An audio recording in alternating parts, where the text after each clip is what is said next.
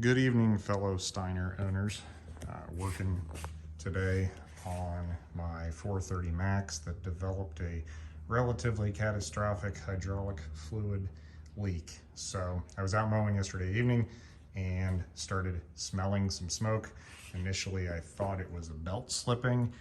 Then I started to see smoke, so I got off to take a quick peek, and I saw oil slash fluid coming out of around the spark plug on the passenger side of the engine, which initially worried me I was pretty worried, so thought maybe I'd blown a head gasket or something.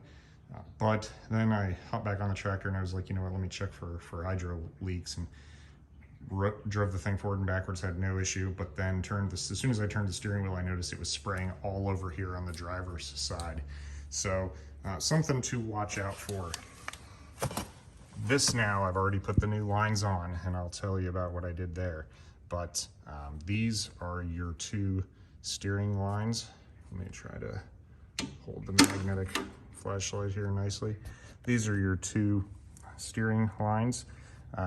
They tend to rub right up in here on the frame rail.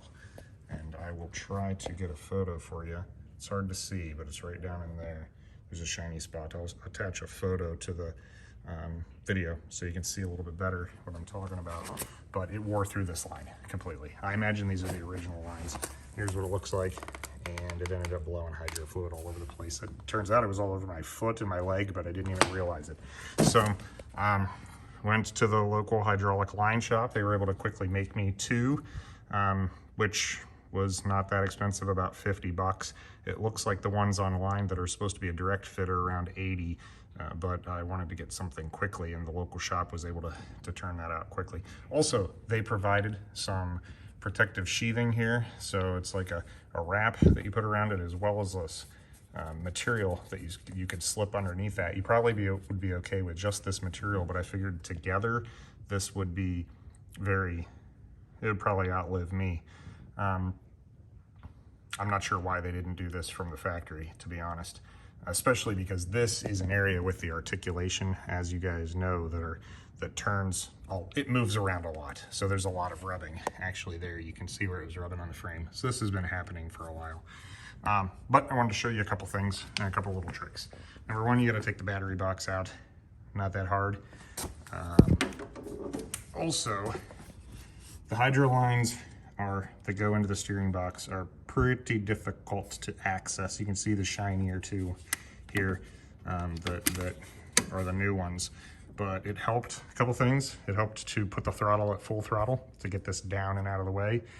And sometimes if you move around your drive, you can move it to forward or backward.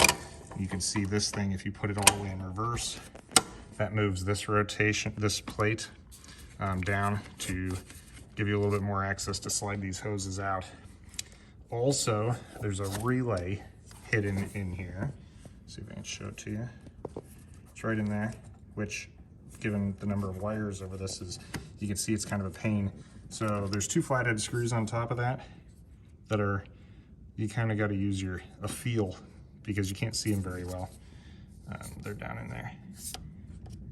And unfortunately, there's a nut and lock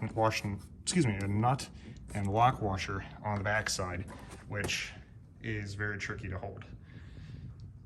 You got to take those off first, and then that'll give you enough access to get this hydraulic line off, which is your forward. If you're looking at the top of the hydro pump, it's the driver's side top one. That connects to this forwardmost cylinder. You have to take that one off in order to access the rear one. So take that one off first. I'm sure if you fiddled around in tight quarters, you know if you flip the wrench over, you can do like 1/8 turns on a nut. You have to do that a lot to get it to come off. I also found I needed to use a crescent wrench, because you couldn't get a full 1/8 rotation. You had to use a combination of two different styles of wrenches. Also, unfortunately, a proper line wrench that is kind of wraps around doesn't fit. Now, afterwards, I learned that you can pull off this side cover down here, and it's pretty oily now because of the leak, but And even with taking this off, you cannot get up in there easily. So the only benefit of taking this back cover off is it allows you to have a little bit better access. This is not working. I can't show it to you easily, but it gives you a little bit better access to the nuts on the back side of that relay. What you can do is use a long magnet to hold the washer and nut and feed it up through and thread it on. So hopefully that helps you a little bit to give you some visual as to what you're getting into if you have that issue with the leak. I imagine it's a common one. I added zip ties all over the place. I added one here to hold both lines up away from this forward reverse lever. I added a zip tie here to tie the two together. I added some of that sheathing down in this area here to protect it from this battery mount bracket, as well as to protect it from this rotating, it doesn't rotate, but it moves back and forth, your directional lever on the top of the main hydro pump. So hopefully those things together help. One other note, this gives you some better lighting. So now, once you take the battery out in the battery box, so now's the time to do your greasing. I'm trying to give you a good view in there, but it's just tight.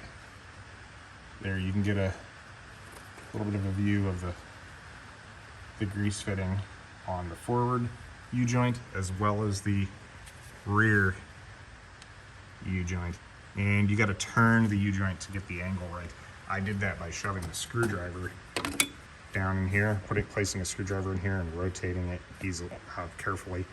Pull the spark plug wires off so it doesn't accidentally fire, but you should be good to go. I'm trying to think if there's anything else worth showing you guys. One note on this U-joint, the one that is closest to the engine, I could not get a regular fitting up on there. This one in here. I could not get a fitting to click onto it, so I had to use the needle type, which requires you to push. As far as tools used, use my little grip mat tray. It's always pretty handy to hold some of the parts. You got some of the battery mount bolts here, and then your clamp that holds the battery mount down. You got the battery tray. Here's the tray, or not the tray, but the cover that goes by your feet in this area. That's pretty self-explanatory. You got the old hydro lines. Tools wise, you're gonna need a rag. I needed 2 big rags because I had hydro fluid everywhere. 1/4-inch ratchet, 3/8 inch ratchet. As far as some extensions, as far as sockets go, I had a 3/8 socket. I'll put all these in at the end of the video to describe them. 3/8 socket, 11/16 socket. I think this was a 7/16, 9/16, 5/8, and 3/4 inch. Little crescent to get in there. The magnet, extendable magnet, was super handy for holding the small relay nuts on, and a long flathead screwdriver. Also this little handy dandy magnetic finger. It actually was very handy for disassembly, but I couldn't use it for reassembly. It just, maybe I'm too clumsy, but I had better luck with the magnet and entering it up through by your feet. That was by far the hardest part. Amazingly, that stupid little relay was a pain. A lot of black zip ties, side snippers, and bigger side snippers for the sheathing. Some scissors to cut the sheathing. These were my line wrenches, which just don't fit, so couldn't use those, unfortunately. And I had some extra Steiner fluid on hand from the last time I flushed it, so I'll have to top that off and get things going. Also, as always, a flashlight so you can see what you are doing. Drink of the day, that's Pellegrino. Pretty delicious. Thank you. Hopefully this helps you. I'll probably be sharing a couple other videos down the road as I fix some things here and there. This unit's getting up. It's not a ton of hours. It's around 1,800 hours. The motor seems to run good still, but the hydro leaks, I had 0 hydro leaks until this blowout. Otherwise, it was in pretty good shape. So I love the Steiners. Hopefully you guys do too. Thank you. Have a good day. Bye.